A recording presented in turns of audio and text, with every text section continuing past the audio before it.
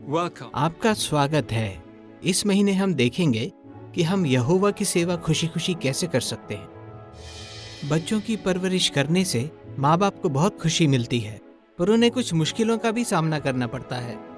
हम देखेंगे कि इस जोड़े के अच्छे उदाहरण का उनके बच्चों पर क्या असर पड़ा। जब आप नई दुनिया के बारे में सोचते हैं, तब क्या आपके मन में ऐसी तस्वीरें आती हैं? तब आप कैसा महसूस करते हैं? इस संगीत वीडियो में नई दुनिया की एक झलक दिखाई जाएगी, जिससे हम उस वक्त की कल्पना कर पाएंगे। हम ये भी सीखेंगे कि हमारी खुशी कैसे बढ़ती है जब हम अपने परिवार के लिए, मंडली के भाई बहनों के लिए और यहोवा के लिए एहसानमंदी जाहिर करते हैं। ये है 2020 के फरवरी महीने का JW ब्रॉडकास्टिंग।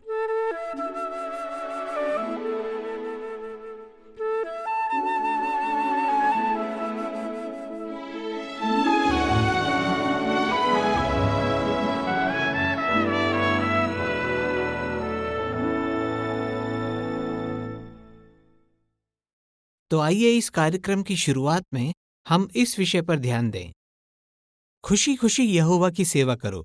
भजन 100 के 2 में हमें यही करने का बढ़ावा दिया गया है। पर क्या आप हर वक्त यहोवा की सेवा खुशी खुशी कर पाते हैं? हम सब जानते हैं कि कभी कभी खुश रहना मुश्किल लग सकता है। तो फिर क्या खुशी खुशी यहोवा की सेवा करना वाकई जरूरी है? और खुशी खुशी सेवा करने का मतलब क्या है? यहोवा चाहता है कि हम खुश मिजाज रहें। इसके लिए हमें क्या करना होगा? और अगर हम चाहते हैं कि मुश्किलों के बावजूद हम खुशी खुशी यहोवा की सेवा करें, तो हमें क्या करना चाहिए? हम कैसे जानते हैं कि खुशी खुशी यहोवा की सेवा करना बहुत मायने रखता है? सोचिए, हमारा लक्ष्य क्या है? यहोवा की तरह अच्छे गुण जाहिर करना। पहला तिमुथियुस 1:11 में उसे क्या कहा गया है? आनंदित परमेश्वर। तो जाहिर सी बात है, यहोवा चाहता है कि हम उसकी सेवा खुशी खुशी करें। व्यवस्था विवरण अध्याय 28 में हम पढ़ते हैं कि यहोवा ने इस्राएलियों से क्या कहा। यहोवा ने उन्हें आगाह किया कि अगर वो उसकी आज्ञा ना माने और खुशी खुशी उसकी सेवा ना करें, तो इस्राएलियों पर क्या बीतेगी। आइए व्यवस्था विवरण अध्याय 28 आयत 45 से पढ़ें। अगर तुम अपने परमेश्वर यहोवा की आज्ञाओं को नहीं मानोगे और इस तरह उसकी बात नहीं सुनोगे, तो ये सारे शाप तुम पर जरूर आ पड़ेंगे, क्योंकि सब कुछ बहुतायत में होते हुए भी तुमने आनंद और दिली खुशी से अपने परमेश्वर यहोवा की सेवा नहीं की होगी। यहोवा ने बड़े प्यार से इस्राएलियों की देखभाल की, लेकिन फिर भी वो खुश नहीं थे। उनका ये रवैया यहोवा को बिल्कुल पसंद नहीं आया। इससे हम सीखते हैं कि यहोवा की सेवा खुशी खुशी करना बहुत मायने रखता है। यीशु मसीह ने भी इस बात पर जोर दिया।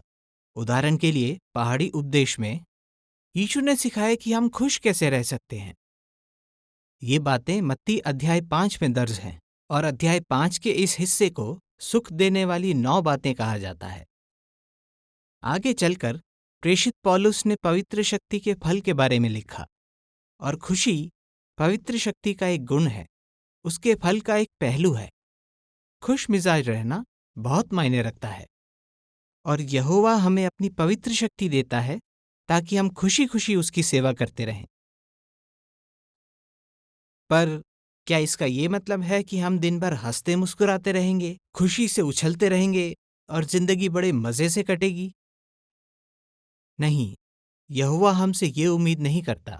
हर किसी का अपना स्वभाव होता है और खुशी जाहिर करने का तरीका भी अलग अलग होता है, और हर किसी की जिंदगी में उतार चढ़ाव तो आते ही हैं। और यहोवा अच्छी तरह जानता है कि कुछ लोग बीमार रहते हैं और कुछ लोग गहरी निराशा से जूझ रहे हैं, इसलिए कभी कभी उनके लिए हंसना मुस्कुराना बहुत मुश्किल होता है। फिर भी यहोवा हम सबसे प्यार करता है और उसकी नज़रों में हम अनमोल हैं। तो फिर यहोवा हमसे किस मायने में खुश रहने की उम्मीद करता है? खुशी खुशी सेवा करना और खुश मिजाज रहने का क्या मतलब है? व्यवस्था विवरण में जिस शब्द का अनुवाद आनंद किया गया है, उसका मतलब है दिल से खुश रहना और अपनी खुशी जाहिर करना। उस आयत में दिली खुशी का भी जिक्र आता है। दिल का मतलब है हम अंदर से कैसे इंसान हैं। हम अंदर से कैसे हैं, ये हमारे कामों से दिखता है। हमारी ख्वाहिशों, पसंद नापसंद, भावनाओं, उमंगों, विचारों, इन जैसी बातों से। तो ये साफ है कि खुशी का गुण हमारे दिल से निकलता है। लेकिन क्या इसका ये मतलब है कि हम तभी खुश रह सकते हैं जब सब कुछ अच्छा चल रहा हो? इसे समझने के लिए धूप की मिसाल लीजिए। सभी को सूरज की रोशनी पसंद है, लेकिन एक किसान के बारे में सोचिए जो चाहता है कि जल्द से जल्द बारिश हो जाए। वो कई दिनों से बेसब्री से इसका इंतजार कर रहा है। बारिश से उसकी फसल उगती और वो ज्यादा खुश रहता। पर ये उसके हाथ में नहीं है। उसी तरह इन आखिरी दिनों में शायद ही कभी ऐसा हो कि सब अच्छा चले, कोई तकलीफ ही ना हो। हमने इस बात को खुद आजमाया है। हालात चाहे जैसे भी हों, हमें यहोवा की सेवा में बहुत खुशी मिलती है। और जेडब्ल्यू ब्रॉडकास्टिंग में और हमारे प्रकाशनों में हमने कई भाई बहनों के अनुभव सुने हैं जिन्होंने यहोवा की सेवा में अपनी खुशी कम नहीं होने दी, जबकि कुछ को गंभीर बीमारियों का तो कुछ को विरोध का सामना करना पड़ा। तो खुश मिजाज बनने के लिए हमें क्या करना चाहिए? जवाब बताने के लिए मुझे एक तरकीब सूझी है। क्या आप 2 पल के लिए वही करेंगे जैसा मैं कहूं? अपनी आंखें कुछ पल के लिए बंद कर लीजिए। बंद कर ली? अब जरा एक सेब के बारे में सोचिए। अब आप अपनी आंखें खोल सकते हैं। अब मेरे सवाल का जवाब दीजिए।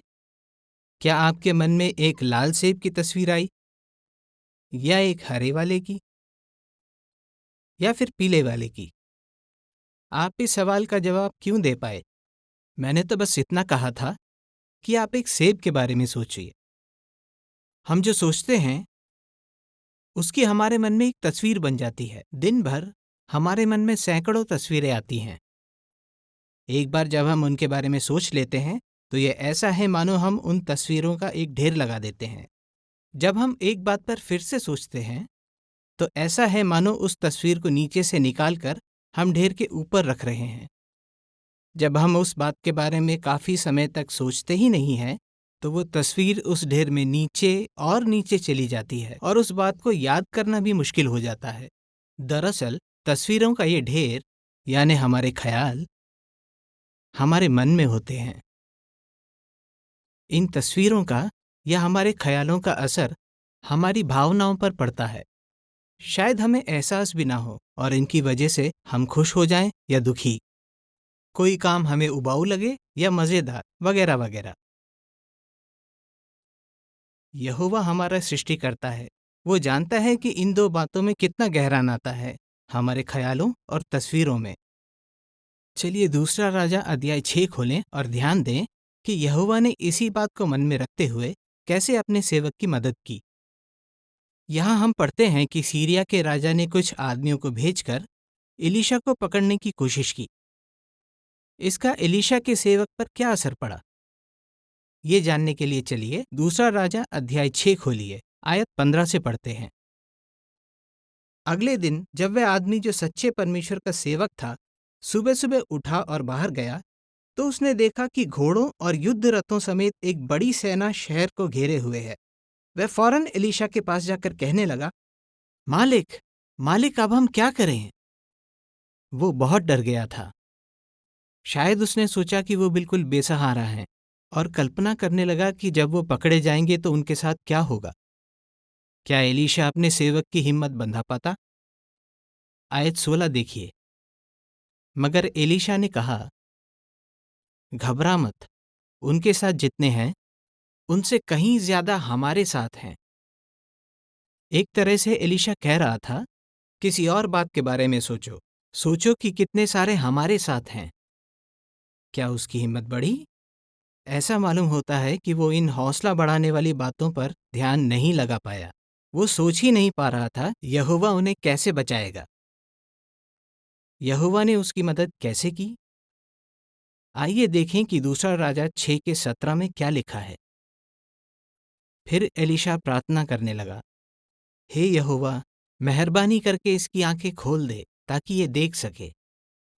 यहोवा ने फौरन सेवक की आंखें खोल दी और उसने देखा कि एलीशा के चारों तरफ का पहाड़ी इलाका ऐसे घोड़ों और युद्ध रथों से भरा पड़ा है जो आग जैसे दिखाई दे रहे थे। यहोवा ने एलीशा के सेवक को तस्वीरें दिखाईं।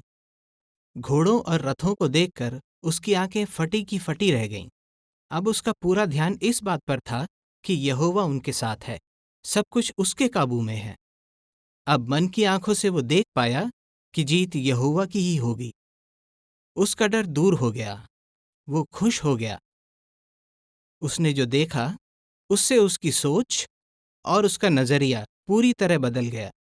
हमारे ख्यालों का हम पर कितना गहरा असर होता है और यहोवा हमारा कितना लिहाज करता है। आखिरकार उन्हें बचाने के लिए यहोवा को न घोड़ों की जरूरत थी और न रथों की। एलीशा और उसके सेवक को बचाने के लिए यहोवा ने सैनिकों को अंधा कर दिया। जरा गौर कीजिए, एलीशा के जज्बातों में और उसके सेवक के जज्बातों में जमीन आसमान का फर्क क्यों था? उनके हालात तो एक ही थे, फर्क उनकी सोच में था। लेकिन ये बात हमारे विषय से कैसे जुड़ी है? खुशी खुशी यहोवा की सेवा करो। अभी तक हमने सीखा यहोवा चाहता है कि हम खुशी खुशी उसकी सेवा करें, और हमने ये भी सीखा कि हमारे ख्याल तस्वीरों की तरह हैं। इनका हम पर और हमारी भावनाओं पर गहरा असर पड़ता है। तस्वीरों और विचारों का आपस में गहरा नाता है।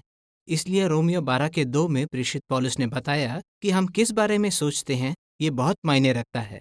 उसने लिखा, नई सोच पैदा करो ताकि तुम्हारी काया पलट होती जाए। और इफिसियों 4 के 23 में उसने इसी बात पर जोर देते हुए कहा, और तुम्हें अपनी सोच और अपने नजरिए को नया बनाते जाना है जो तुम पर हावी है। इन दोनों ही आयतों से पता चलता है हमारे ख्याल बहुत मायने रखते हैं और उनका हम पर गहरा असर पड़ता है। और पौलुस अच्छी तरह जानता था कि हम अपनी सोच बदल सकते हैं। चलिए साथ मिलकर दूसरा कुरिन्थियों अध्याय 10 खोलते हैं और देखें कि उसने हमें क्या सलाह दी। दूसरा कुरिन्थियों अध्याय 10 की आयत 5 में उसने लिखा, हम हर एक विचार को जीतकर उसे कैद कर लेते हैं ताकि उसे मसीह की आज्ञा मानने वाला बना दें। हमें ठीक ऐसा ही करना चाहिए, है ना? हमारी सोच हमारे काबू में है। हम नहीं चाहेंगे कि हम ऐसी बातों के बारे में सोचें जिनसे हमारा विश्वास और यहोवा की सेवा करने का हमारा इरादा कमजोर पड़ जाए। गौर कीजिए, हमारे ख्याल तस्वीरों की तरह हैं जो हमारे मन में बसे हैं। हम उन्हें मिटा नहीं सकते और इन बातों का हम पर असर होता ही है। इसके अलावा हम और क्या कर सकते हैं? क्या आप फिर से वही करेंगे जो मैं कहता हूं? अपनी आंखें बंद कर लीजिए और इस दफा सेब के बारे में मत सोचिए। अब आप अपनी आंखें खोल सकते हैं। क्या आप खुद को सेब के बारे में सोचने से रोक पाए? अगर हाँ, तो आपने जरूर अपना ध्यान सेब से हटाकर किसी और बात पर लगाया होगा, क्योंकि हम हमेशा कुछ न कुछ सोचते रहते हैं। यहोवा की सेवा में खुश रहने के लिए सिर्फ इतना काफी नहीं कि हम निराश करने वाली बातों पर अपना ध्यान न लगाएं, बल्कि हमें अपने मन में अच्छी बातें भरनी होंगी। फिलिपियों अध्याय 4 में ऐसी ही कुछ बातें बताई गई हैं। आयत 8 देखिए, वहां लिखा है, आखिर में भाइयों, जो बातें सच्ची हैं, जो बातें गंभीर सोच विचार के लायक हैं, जो बातें नेक हैं, जो बातें साफ सुथरी हैं, जो बातें चाहने लायक हैं, जो बातें अच्छी मानी जाती हैं, जो बातें सद्गुण की हैं और जो तारीफ के लायक हैं, उन्हीं पर ध्यान देते रहो या सोचते रहो, मनन करते रहो। जब हम इन अच्छी बातों पर ध्यान देते हैं, उन पर मनन करते हैं, तो हमारे मन में ऐसे ख्याल आते हैं जिनसे खुश रहना ज्यादा आसान हो जाता है। हम यहोवा की सेवा खुशी खुशी करेंगे या नहीं, ये हम पर है। हमारी खुशी हमारे हालात पर निर्भर नहीं करती, बल्कि अगर हम वही करें जो यहोवा चाहता है तो हम खुश रहेंगे। अगर हम अपनी सोच पर पूरी तरह काबू रखें तो हमारा मन खूबसूरत तस्वीरों से भर जाएगा। और चाहे जिंदगी के कड़वे अनुभवों की वजह से हमें खुश रहना मुश्किल लगता हो, धीरे धीरे ये कड़वी यादें फिलिपियों अध्याय 4 में बताई अच्छी बातों के नीचे दब जाएंगी। धीरे धीरे हमें मन की शांति और संतोष मिलेगा। दूसरे भी देख पाएंगे कि हम सच में खुश हैं। यहोवा आनंदित परमेश्वर है, इसलिए जब हम खुश रहने की छोटी छोटी कोशिशें करते हैं तो वो खुश होता है, क्योंकि उसकी दिली ख्वाहिश है कि हम खुशी खुशी उसकी सेवा करें। अब हम एक वीडियो देखेंगे और यहोवा की सेवा खुशी खुशी करने का एक और तरीका देखेंगे। बेशक आपको याद होगा, यीशु ने कहा था, लेने से ज्यादा खुशी देने में है। ये बात सच है जब हम दूसरों की सराहना करते हैं और उनके लिए अपनी एहसानमंदी जाहिर करते हैं तो उससे हमें भी खुशी मिलती है। अब हम कुछ इंटरव्यू देखेंगे। गौर कीजिए कि क्यों कुछ लोग दूसरों की सराहना करने से चूक जाते हैं। हम देखेंगे कि प्रहरी दुर्ग से मिली सीख मानकर इन भाई बहनों को कैसे फायदा हुआ।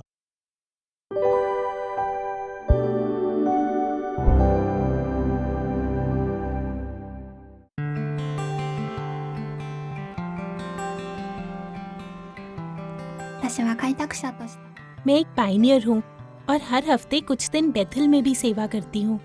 मुझे इन तरीकों से यहोवा की सेवा करने में बहुत मजा आता है, मगर कभी कभी मैं इतनी व्यस्त हो जाती हूँ कि भाई बहनों के लिए एहसानमंदी जाहिर करना मेरे ध्यान से ही निकल जाता है।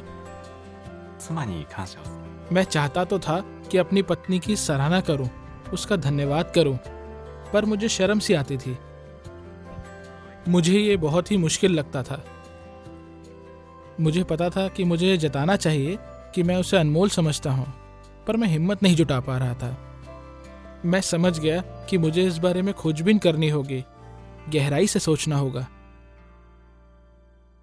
इसमें कोई शक नहीं कि वो 10 कोढ़ी यीशु के उपकार के लिए एहसानमंद थे, लेकिन उनमें से एक ही ऐसा था जिसने वापस आकर शुक्रिया अदा किया। ये पढ़कर मुझे एहसास हुआ कि सिर्फ दिल में कदरदानी होना काफी नहीं है, बल्कि मुझे इसे जाहिर भी करना होगा।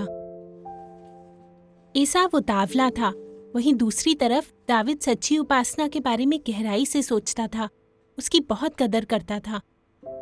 मैं समझ गई कि गहराई से सोचना कितना जरूरी है। हमारी मंडली की एक बहन हर रोज एक बीमार बहन से मिलने जाती है। वो उनके लिए खरीदारी करती है और बड़े प्यार से उनका ख्याल रखती हैं। जब मैंने सोचा कि वो कितनी अच्छी हैं और कितनी मेहनत करती हैं, तो मेरा मन किया कि मैं उनका धन्यवाद करूं।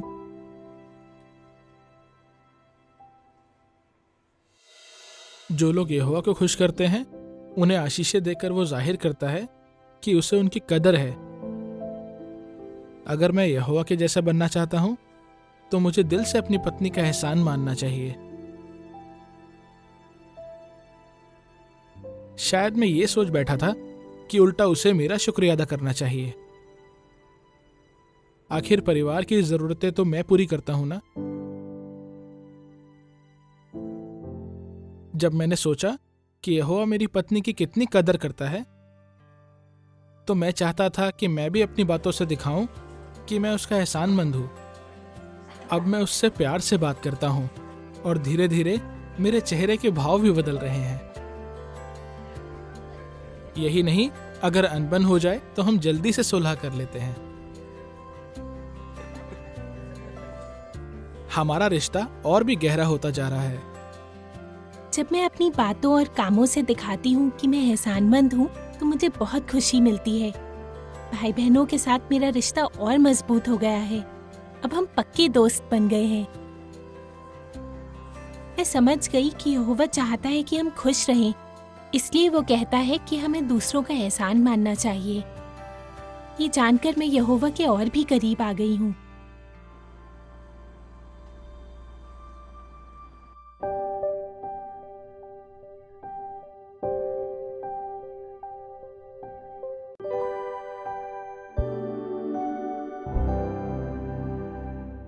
शायद हमें भी एहसानमंदी जाहिर करना मुश्किल लगता हो। कभी कभी हम यहोवा की सेवा में बहुत व्यस्त हो जाते हैं, या शायद हम शर्मीले हों, या हमें भाई बहनों को अच्छी तरह जानने के लिए कुछ तरीके ढूंढने हों। पर हमें ऐसा क्यों करना चाहिए? ऐसा करने से हम भाइयों के और यहोवा के करीब आएंगे और हम ज्यादा खुश रहेंगे। एक प्यार भरे परिवार का हिस्सा होना बड़ी खुशी की बात है, पर हर किसी को अपनी जिम्मेदारी निभानी होती है, माँ बाप होने के नाते या बच्चे या भाई बहन होने के नाते। अगले वीडियो में हम देखेंगे कि 3 भाई बहन मिलकर तय करते हैं कि वो कैसे अपनी बुजुर्ग माँ का आदर करेंगे। इसे देखते वक्त ध्यान दीजिए कि परिवार में खुलकर बात करना कितना जरूरी है।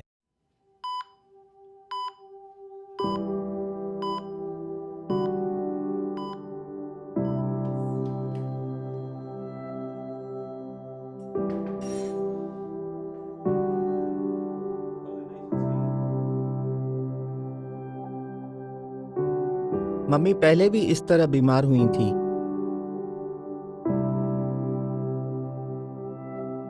और मेरे भाई बहन हमेशा मदद करने के लिए तैयार रहते थे।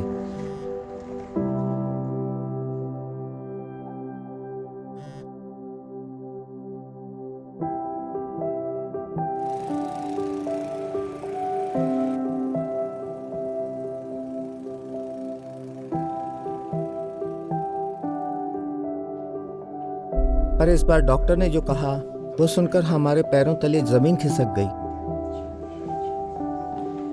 मम्मी को कम से कम 1 हफ्ते के लिए अस्पताल में भर्ती करना होगा। फिर वो घर जा सकती हैं, लेकिन उनकी देखभाल के लिए किसी को उनके साथ रहना होगा। हमें समझ नहीं आ रहा था कि अब हम क्या करें, कैसे करें।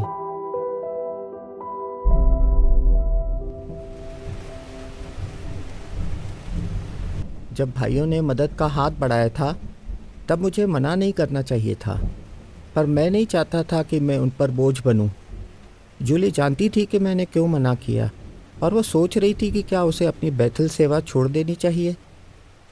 टोनी ने कहा, काश मैं यहीं पास में रहता तो मम्मी की अच्छे से मदद कर पाता। हमने तय किया कि हम प्रार्थना करेंगे, थोड़ा आराम करेंगे और थोड़ा सोचेंगे। फिर खोजबीन करने के बाद हम इत्मीनान से बात करेंगे।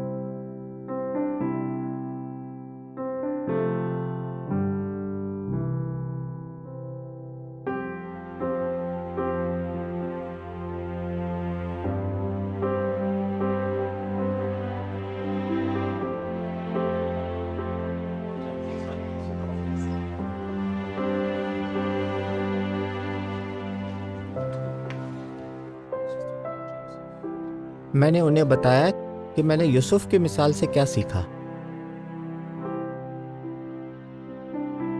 उत्पत्ति 45 में बताया है कि उसने अपने पिता से कहा, तू यहाँ मेरे पास ही गोशेन नाम के इलाके में रहेगा, यहीं मेरे पास रहेगा, मैं तेरे लिए अनाज मुहैया करवाता रहूंगा।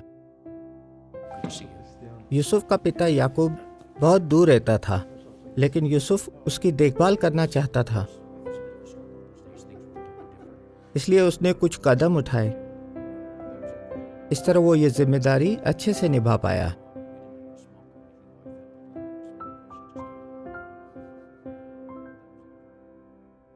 जूली और टोनी ने भी अलग अलग लेखों से अच्छे सुझाव ढूंढ निकाले, जैसे बीच बीच में दूसरों से मदद मांगना,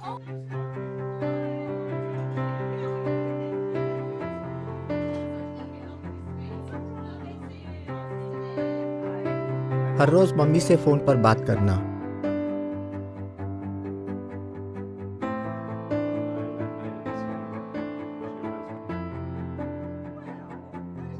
और एक ऐसे व्यक्ति को नौकरी पर रखना जो उनकी देखभाल करे।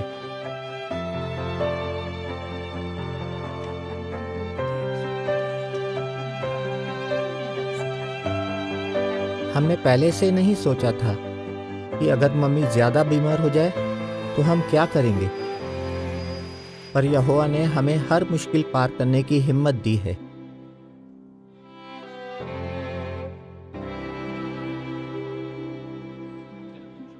उसकी मदद से हम मम्मी का आदर कर रहे हैं और उनकी देखभाल का पूरा ध्यान रख पा रहे हैं।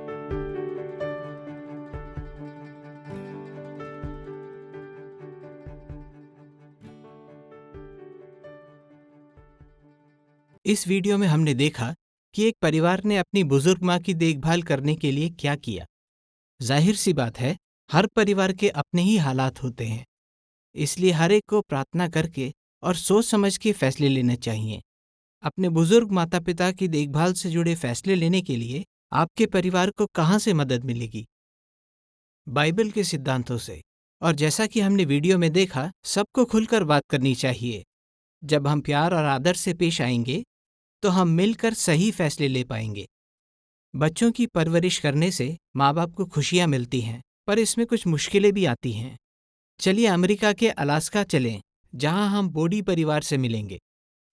माँ बाप की मिसाल कितनी अहमियत रखती है, ये हम डेल और नाजा बोडी से सीखेंगे।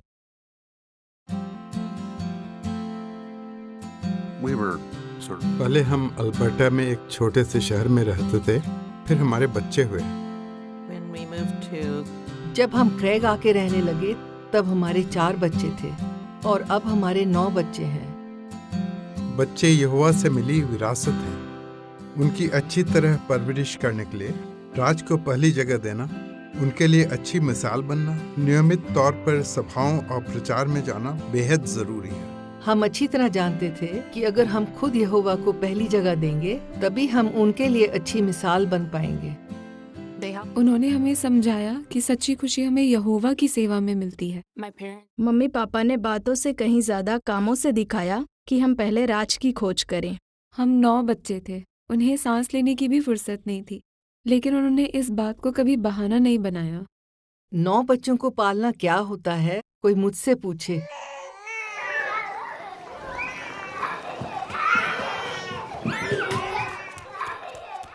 कभी कभी वो चुपचाप किसी कोने में बैठ जाती थी, क्योंकि हमारे पीछे भागते भागते वो थक कर चूर हो जाती थी।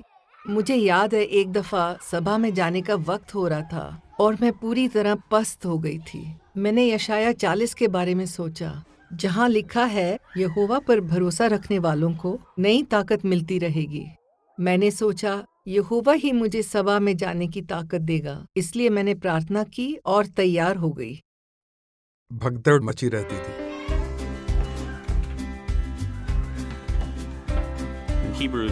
इब्रानियों में लिखा है, हम एक दूसरे के साथ इकट्ठा होना ना छोड़ें। पापा हमेशा इसका जिक्र करते थे। ऐसा भी दौर था जब कड़ाके की ठंड में हमें सभा में पहुंचने के लिए 1.5-2 घंटे का सफर तय करना पड़ता था। हम देर रात को घर पहुंचते थे। बच्चों की छोड़ो, हम भी थक कर चूर हो जाते थे।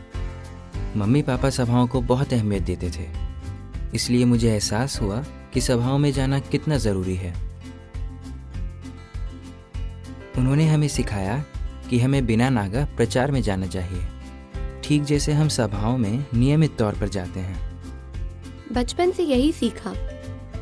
हर शनिवार हम उठते थे और तैयार होकर प्रचार में जाते थे। ऐसा नहीं चलता कि कोई और बात करे और हम बस खड़े रहें। हमें पता था कि हम गवाही देने के लिए घर से निकले हैं। मम्मी पापा लोगों में सच्ची दिलचस्पी लेते थे, इसलिए छुटपन से हमने भी लोगों में दिलचस्पी लेना सीखा। यही वजह थी कि हमें प्रचार में बहुत मजा आता था। प्रचार करके लगता था कि मैंने कुछ किया है। लोगों से मिलूंगी तो क्या कहूंगी, इसकी मैं पहले से तैयारी करती थी, कुछ सोच कर जाती थी। प्रचार में अक्सर हम थोड़ी देर रुकते थे, बच्चों की खातिर और अपने लिए भी। हम चाहते थे कि बच्चों को प्रचार मजेदार लगे। हम नहीं चाहते थे कि हम उनके साथ कोई जबरदस्ती करें या ढेरों नियम बनाएं। मुझे नीति वचन 22 का 6 याद आता है, जहाँ लिखा है कि लड़के को उस राह पर चलना सिखा जिस पर उसे चलना चाहिए। मम्मी पापा ने यही किया। उन्होंने सिखाया कि यहोवा की सेवा करना दुनियावी चीजों से कहीं बढ़कर है। यहोवा की मदद से हमने अच्छे मम्मी पापा बनने की पूरी कोशिश की। कभी कभी गलतियां हो जाती थीं, लेकिन मुझे पता था कि यहोवा सबसे अच्छा पिता है, इसलिए अगर हम उन्हें उससे प्यार करना सिखा दें तो वो उन्हें सब कुछ सिखा देगा।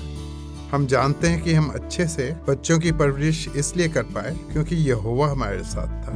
सभी बच्चे अच्छे से यहोवा की सेवा कर रहे हैं, इससे हमें बहुत खुशी मिलती है और मुझे यकीन है कि यहोवा भी बहुत खुश होगा।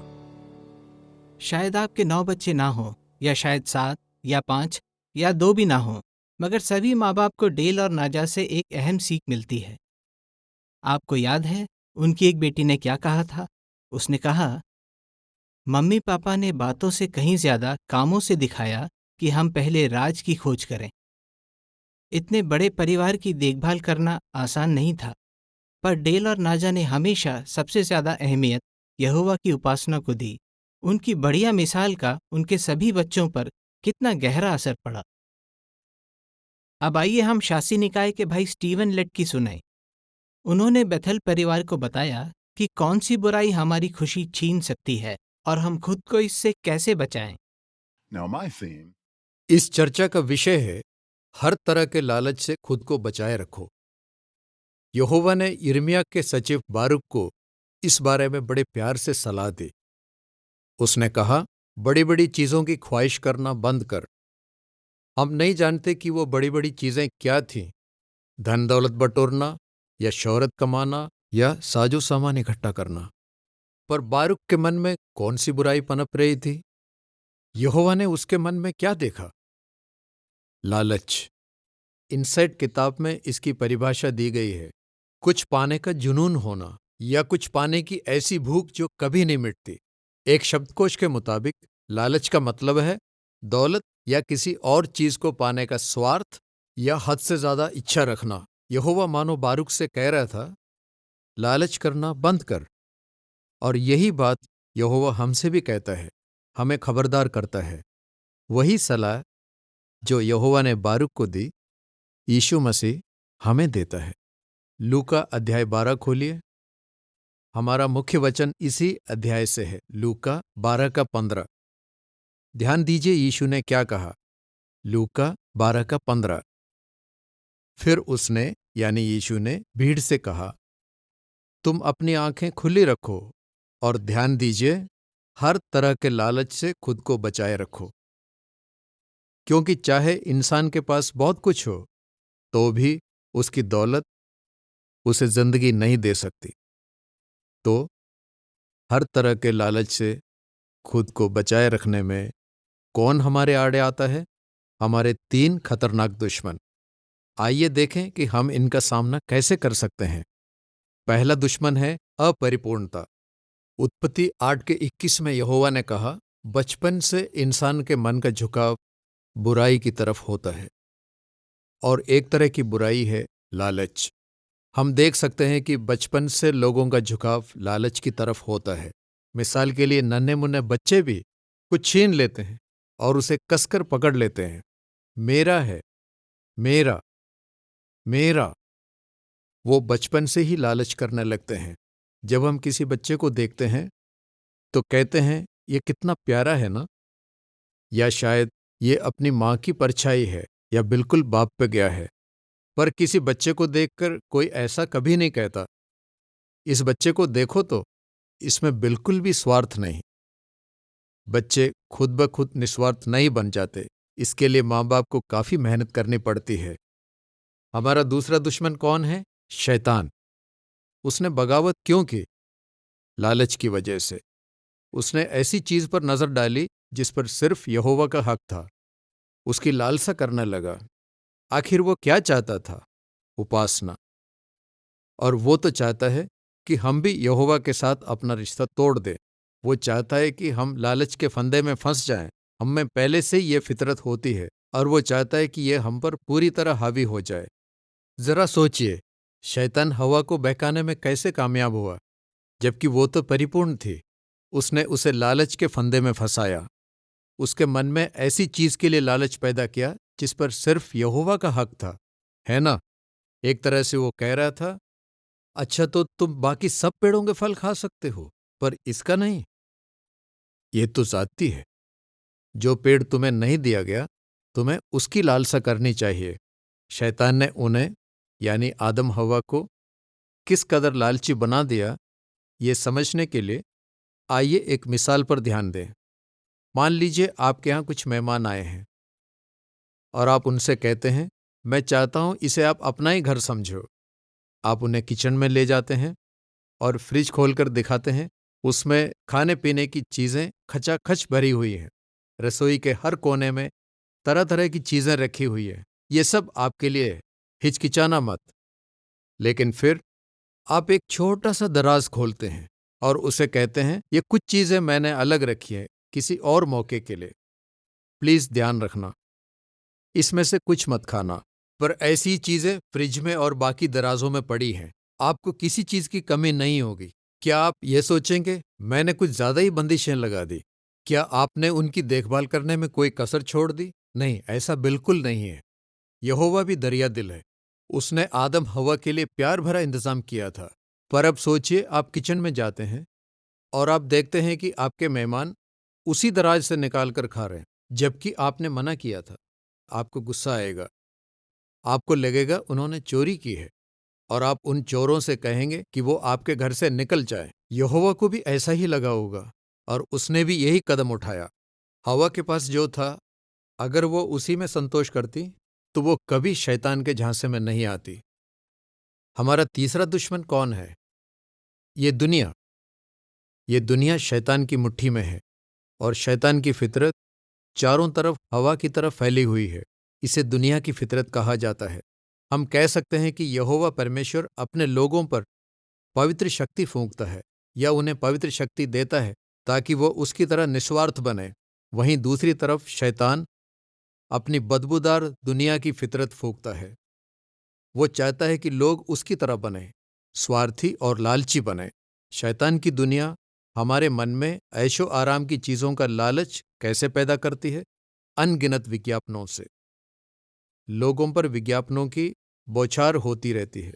मिसाल के लिए, यह महज एक मिसाल है। मान लीजिए मार्केट में एक नई कार आई है, ऐसे चमक रही है मानो उसे कोई सुबह से चमका रहा है। उस पर 50 लाइटों की रोशनी पड़ रही है। फिर उसकी शूटिंग करते हैं अलग अलग एंगल से।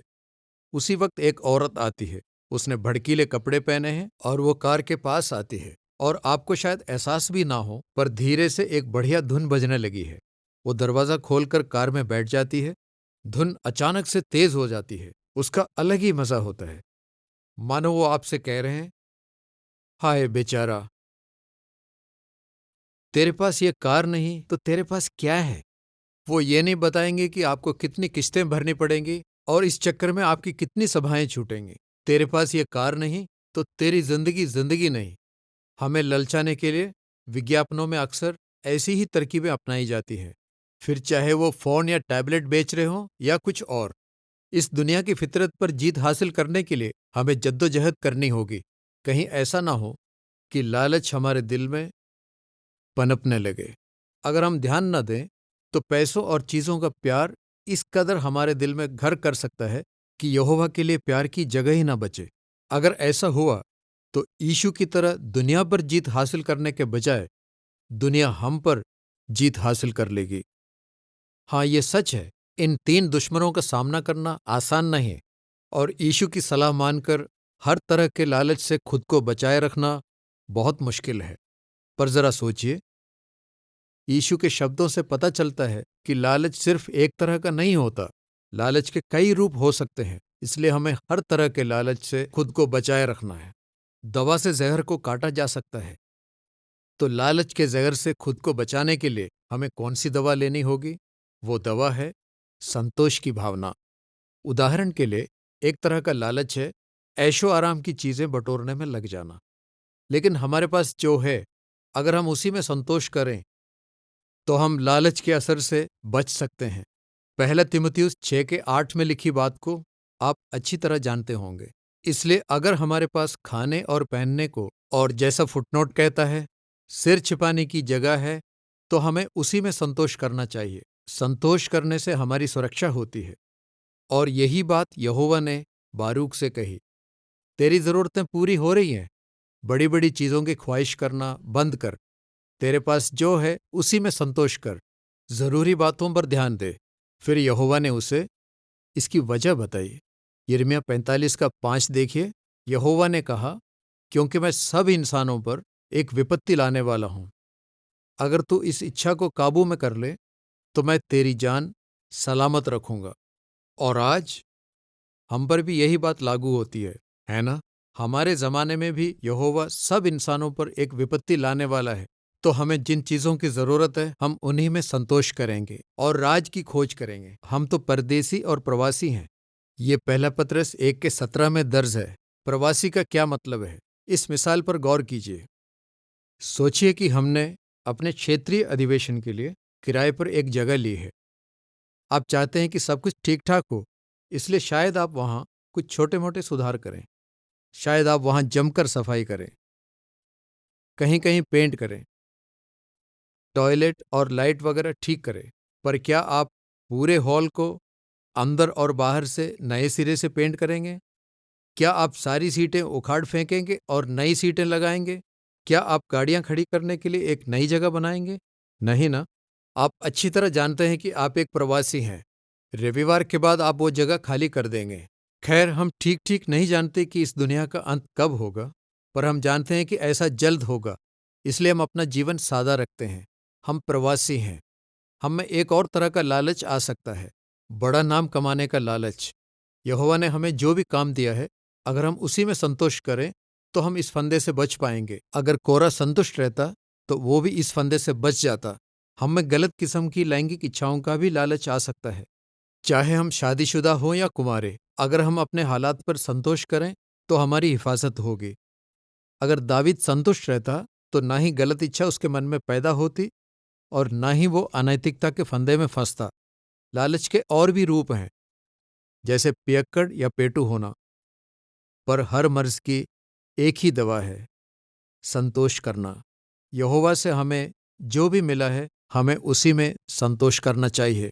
आइए ठान ले कि हम हर तरह के लालच से खुद को बचाए रखेंगे। अगर हम ऐसा करते रहें तो हमें उस शानदार वक्त में जीने का मौका मिलेगा जब यहोवा परमेश्वर अपनी मुट्ठी खोलकर हर एक जीव की हर जायज इच्छा पूरी करेगा। खुशी खुशी यहोवा की सेवा करने का एक और तरीका है पूरे समय की सेवा करना। पर अगर अचानक कोई हादसा हो जाए तो हम खुशी कैसे बनाए रख सकते हैं? जे और एलिन ह्यूमर, आप दोनों के साथ कुछ ऐसा ही हुआ ना?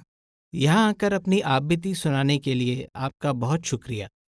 आप करीब 40 साल से पूरे समय की सेवा करते आए हैं और आपने सफरी काम में कई साल बिताए, है ना? हाँ भाई, हमें पायनियर सेवा करने का सम्मान मिला और करीब 30 साल से हम सफरी काम कर रहे हैं। हम यहोवा के एहसानमंद हैं, बहुत खुश हैं कि हम उसके काम आए। 1972 में जब मैंने पायनियर सेवा की अर्जी भरी, तब मुझे लगा कि पूरे समय की सेवा करना यहोवा के लिए एक तोहफा है। मैं ये भेंट चढ़ा रही हूँ। पर इन सालों के दौरान हमें जो आशीषें मिली हैं और जिस तरह यहोवा ने हमें मुश्किलों के भंवर से निकाला है, ये सोचकर मैं समझ गई कि दरअसल यहोवा ने मुझे तोहफा दिया है, ना कि मैंने उसे। कितनी बढ़िया बात कही आपने। पर आपने मुश्किलों के भंवर का जिक्र किया। क्या आप हमें खुलकर इस बारे में बताएंगे? मुश्किलों का एक दौर करीब 20 साल पहले आया। 6 महीनों के अंदर हमारे 7 करीबी दोस्तों और रिश्तेदारों की मौत हो गई। सच में वो एक मुश्किलों से भरा दौर था, क्योंकि उन 7 में से 5 हमारे रिश्तेदार थे। जे के पापा, फिर मेरी आंटी एल्मा जिन्होंने मुझे सच्चाई सिखाई थी, और फिर मेरे पापा गुजर गए।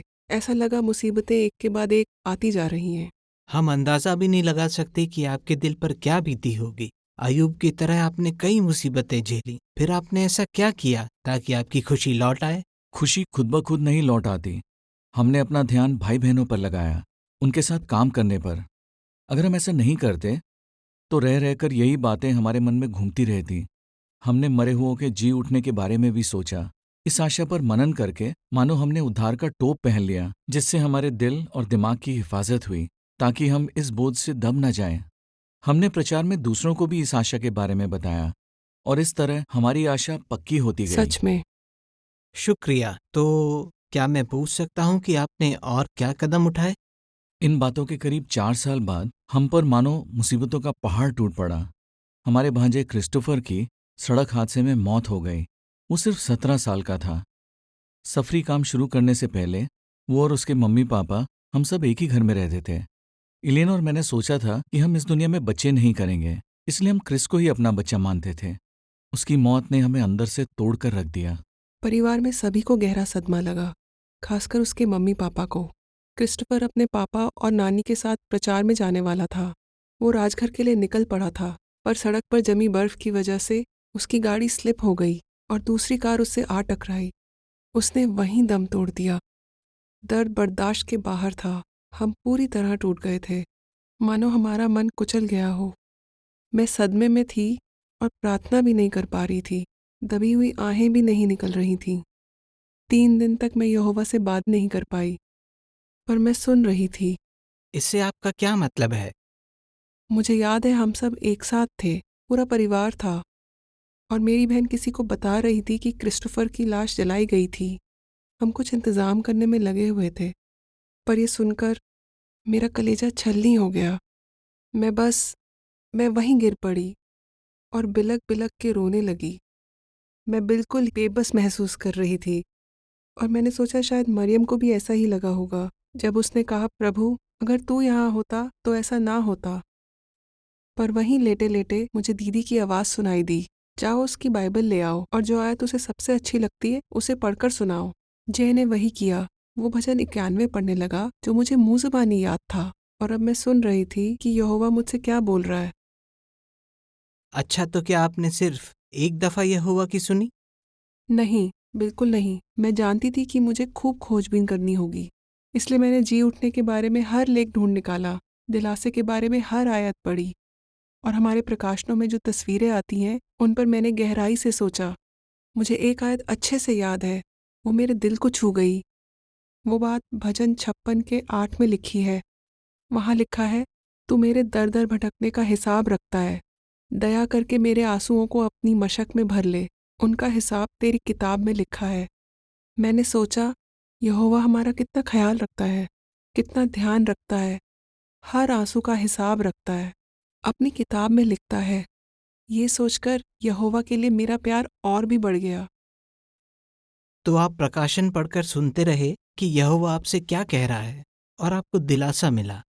बहन, क्या आपको कोई खास लेख याद है? हाँ, एक लेख बहुत अच्छा था। उसमें बताया था कि एक नाजुक फूल मूसलाधार बारिश से झुक जाता है। ऐसे में बड़े बड़े जानवर और इंसान भी यहाँ वहाँ भागते हैं और सिर छुपाने की जगह ढूंढते हैं, मगर ये फूल मजबूती से खड़ा रहा, झुक गया पर गिरा नहीं, जड़ से उखड़ नहीं गया। हमारी हालत भी कुछ ऐसी ही थी।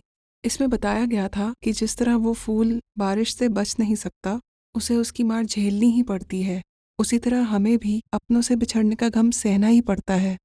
पर उस लेख में आशा और विश्वास के बारे में काफ़ी कुछ बताया गया था। हमारी आशा एक लंगर की तरह है जो यहोवा के साथ हमारे रिश्ते को टूटने से बचाती है, और विश्वास की वजह से हम धीरज रख पाते हैं। जैसे याकूब 1:3 में लिखा है, आशा और विश्वास से ही हम ये गम सह पाए। जैसे एक दिन वो फूल फिर से खिल उठेगा, उसी तरह एक दिन हमारी खुशी भी लौट आएगी। और ऐसा ही हुआ। मुझे याद है एक दिन मैं बहुत खुश थी और मैंने मन ही मन कहा, यहोवा आपने मेरे टूटे मन को जोड़ दिया। आपने और क्या किया? मैं प्रकाशनों में छपी तस्वीरों पर भी ध्यान देने लगी। एक तस्वीर में दिखाया गया था कि एक चरवाहे ने अपनी भेड़ को कटीली झाड़ियों में से छुड़ाया है। वो खो गई थी, मगर चरवाहा उसे ढूंढकर छुड़ा लेता है और अपने कंधों पर रखता है और उसे कसकर पकड़े रहता है। मैंने सोचा उसे कितना सुकून मिला होगा। मैंने सोचा उस तस्वीर की थोड़ी बड़ी कॉपी बनवाऊं, पर एक बात जो प्रकाशन में मुझे नहीं दिखी, वो मुझे बड़ी तस्वीर में साफ दिखाई दी। मैंने देखा चरवाहे के चेहरे पे खरोंचें थीं। मैंने सोचा कि उस कटीली झाड़ी से भेड़ को छुड़ाने के लिए चरवाहे ने क्या कुछ नहीं किया होगा। फिर मैंने सोचा कि यहोवा हमारा महान चरवाहा होने के नाते हमें बचाने के लिए क्या कुछ नहीं करता, फिर चाहे इसके लिए उसे कोई दर्द ही क्यों ना सहना पड़े। मैं यहोवा की सुन रही थी और फिर से उसके करीब आ रही थी। अच्छा, तो आपने फिर उन लेखों और तस्वीरों का क्या किया? मैंने उन सभी की कॉपी बनाई, लेखों की, तस्वीरों की, आयतों की, और काफ़ी समय तक उन्हें अपनी मेज़ पर रखा। फिर मैंने उन्हें एक लिफाफे में डाल दिया। ये मानो ऐसे है कि यहोवा ने मुझे तसल्ली देने के लिए कार्ड भेजा हो। हम सही कदम उठाना चाहते थे ताकि इस गम से उबर पाएं। कहते हैं अपनों को खोने का गम ऐसा मुश्किल सफ़र है जो हर किसी को तय करना पड़ता है, पर हमें उस राह से सिर्फ गुजरना है, वहाँ बस नहीं जाना। ये गम पूरी तरह तो खत्म नहीं हुआ, पर अब इतना चुभता नहीं है। यहोवा ने हमें बनाया इस तरह है कि हमारे दिल पर लगे जख्म धीरे धीरे भरने लगें। हाँ बिल्कुल, ऐसा नहीं कि हम में विश्वास की कमी थी, बल्कि हम क्रिस से प्यार करते थे, इसलिए दुखी थे। आज भी उसकी कमी खलती है। ऐसा नहीं था कि हमने उसे भुला दिया। गम से उबरने का ये मतलब नहीं, बल्कि हम जानते हैं कि वो यहोवा की याद में महफूज है। परमेश्वर नेक है, वो अपने वफादार लोगों को कभी नहीं भूलता। क्रिस भी वफादार था, इसलिए हमें पूरा यकीन है कि हम उससे फिर मिलेंगे। गाड़ी चलाते वक्त हम पीछे नहीं देखते रहते, बल्कि नजरें आगे की ओर टिकाए रखते हैं। उसी तरह हमारा ध्यान फिरदौस पर है, जब हम उससे फिर मिलेंगे। यहोवा ने अपना वादा पूरा किया है। वो मुश्किलों के भंवर से हमें निकाल लाया है। उसने हमारे टूटे हुए दिल के टुकड़ों को समेटा और उन्हें जोड़ दिया। इस बात को 17 साल हो गए हैं, लेकिन आज भी कभी कभी दिल में दर्द उठता है। पर हम जानते हैं कि फिरदौस में जब वो हमारे पास लौट आएगा, तब सारा गम पूरी तरह मिट जाएगा। मैंने खुद देखा है कि यहोवा मेरा मजबूत गढ़ है, मेरा पिता और मेरा दोस्त है। उसने दिखाया है कि वो हमसे सच में प्यार करता है, हमारा ख्याल रखता है और हमारी रक्षा करता है। वो हमसे बहुत प्यार करता है, इसलिए हमारी खुशी लौट आई है और उसने हमें ढेरों आशीषें दी हैं। हमारा यही अनुभव रहा है कि चाहे हमने यहोवा के लिए कुछ भी किया हो, उसकी सेवा में चाहे जो भी त्याग किया हो, उसने हमारे लिए उससे कहीं बढ़कर किया है। यहोवा जैसा दरिया दिल कोई नहीं है। वो आज तक हमारे साथ है और हमें भरोसा है कि वो हमेशा हमारे साथ रहेगा, खासकर अब जब हमारी जिम्मेदारियां बदलने पर हैं। भाई और बहन ह्यूमर, अपना अनुभव बताने के लिए आपका बहुत बहुत शुक्रिया। हमारी दुआ है कि आप दोनों पर यहोवा की आशीष बनी रहे और खास पायनियर सेवा में आपको ढेरों खुशियां मिलें। हम चाहते हैं कि जिन सिद्धांतों का आपने जिक्र किया, आप उन्हें लागू करते रहें और यहोवा आपके दिल की हिफाजत करता रहे। शुक्रिया भाई। जैसा कि हमने चर्चा की थी, चाहे हालात अच्छे हों चाहे बुरे, अगर हम सही सोच और सही नज़रिया रखें तो हम खुश रह सकते हैं। हम जो सोचते हैं उसका हमारे नज़रिए पर गहरा असर पड़ता है। आइए अपनी खूबसूरत आशा को मन की आंखों से देखें। इस महीने के गाने का नाम है जब दुनिया होगी नई। बेटे रुको और जरा सोचो, इस जहां में न गम और आंसू कहीं, कैसा होगा वो पल। बड़ी सुंदर दिखेगी ये धरती, करे मिल के काम सब खुशी से, चले या की राह पे ना बैर ना डर, कोई जुदा ना हो फिर। करेगा या का बेटा राज हम पे, बरसाएगा प्यार, फिर ना हो कोई कमी, दुनिया होगी नई।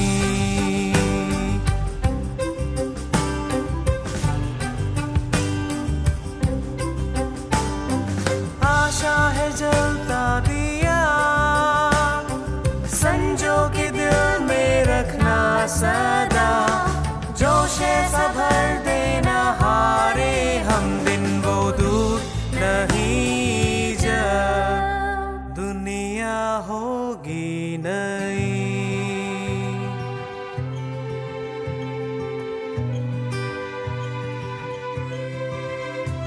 बेटे रुको और जरा सोचो, उन पहाड़ों के बीच है एक प्यारा सा घर, है वो घर तुम्हारा। कोई आ रहा करीब तुम्हारे, तुमसे मिलने को बेताब, देखा चेहरा बरसों बाद जैसे, मिलके रोते हो तुम। करेगी मौत फिर किसी को जुदा ना, दुश्मन जाए हार, होगी जीत या की, दुनिया होगी नई।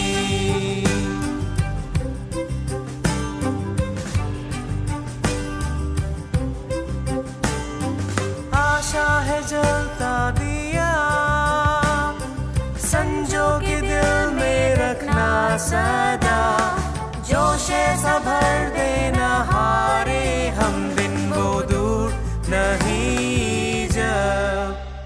दुनिया होगी नई।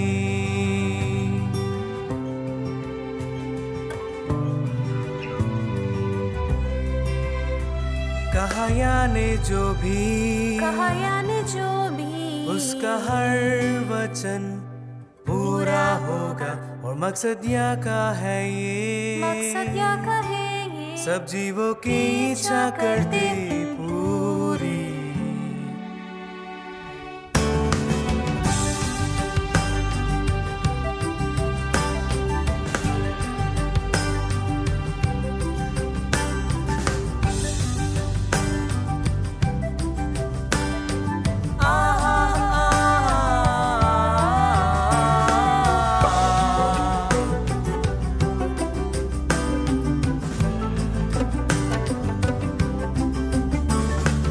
आशा है जलता दिया, संजो के दिल में रखना सदा, जोश ऐसा भर देना हारे हम, दिन वो दूर नहीं जा। दुनिया होगी नई, दुनिया होगी नई, दुनिया होगी